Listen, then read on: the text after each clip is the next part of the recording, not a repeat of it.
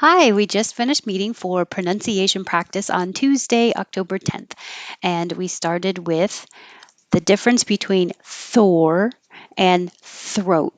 So remember, Thor, your tongue is going from the TH immediately curling back for the R, and you have to round your lips like or, Thor. And it's almost two parts. That's why I put ER at the end, because if you don't have the R curled back enough, it could sound like Thor.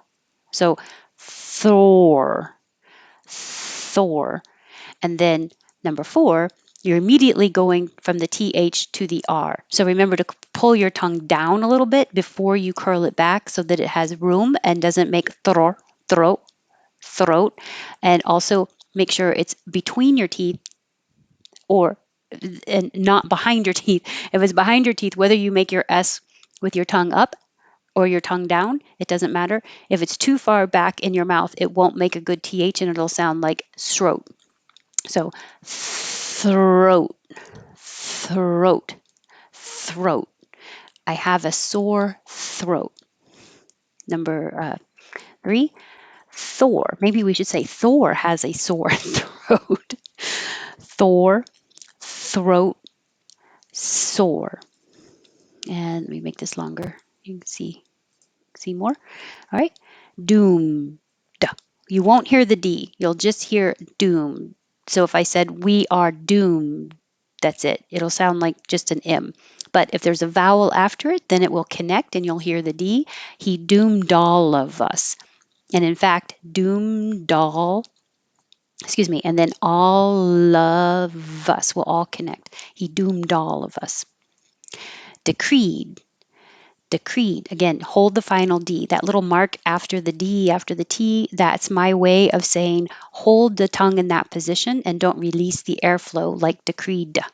So if it's the end of the sentence, it was decreed. If there's a vowel after it, he decreed it. It'll connect. Depths. We have more with measurements at the end of this list, so I might refer back to this one. Depths. Even if without the S, you're going from the P to the TH, so your lips need to close, but you don't need to make the P sound. Depths. So even if you don't close your lips, if you put your tongue in the TH position, depth, it's a little bit between my teeth, but I'm blocking the airflow. And then I relax my tongue and let air go over my tongue for the TH. Depths, depths, depths. So if there's a delay between the vowel de and the th and then the s, depths, I know it was this word that has the p in it. If you don't stop the airflow at all, it'll sound like death, deaths. Totally different word. So depths. What is the depth? What is the depth? Or you can skip it and don't say the word at all. Just change the word and say, how deep is it? Interpreting, interpreting, interpretation. Any word that ends with shun, it's most likely that the syllable before the shun will be emphasized. Accept, accept. These two will sound exactly the same, and that's why I think it's hard to remember how to spell them. So in context, you would know, I accept your offer. Everyone except John should stay. So accept with an A means allow, and accept with an E is like exit, you leave out. So everyone except John, we're going to leave him out, should stay. But, and just hearing them, they sound the same. Accept, accept. And I should put a mark here because you don't really hear the K. It's just ick, ick. Your tongue goes to the k position. Okay. Discerned, discern.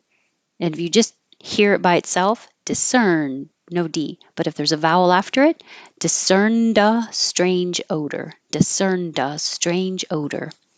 And speaking of strange, make sure your vowel is A. Strange. Stranger things. Instruct. Hold the T. She will instruct. But if there's a vowel after it, now the T will change to a D. She will instruct us. Instruct us. Belief. The noun has an F. Belief. That's a strong belief. The verb has a V. Believe. Do you believe me? So these will sound the same, but that's a strong belief. Do you believe me? It's really hard to tell the difference. In context, you'll know the difference in meaning. And there is a rule that says if the final sound in the word is voiceless, F is voiceless, you don't have any vibration in your throat, then the vowel before will be a little short. And if the final sound is voiced, V is voiced, then the vowel before will be a little long. So 16, belief. 17, believe. Tiny difference, but it's there. These, number 18, access. This means get into. I have an all access ticket. And 19, excess. Now the vowel is like head. I had excess fabric after I made the curtains. Obvious. It doesn't look obvious, but after you have the E, obvi, and then you're going to us, obvious, your tongue's going from a high position to a lower position, and it will make that Y, obvious, obviously. And there's two different pronunciations for this word. It can be length with more of an E sound, length, and you're making the NG combination like sing and ring and thing. So the back of your tongue is very high.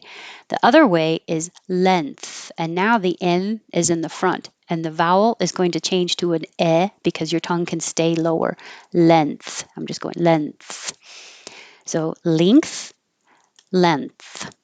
What is the length? What is the length? Or you can just ask, how long is it? And avoid that completely.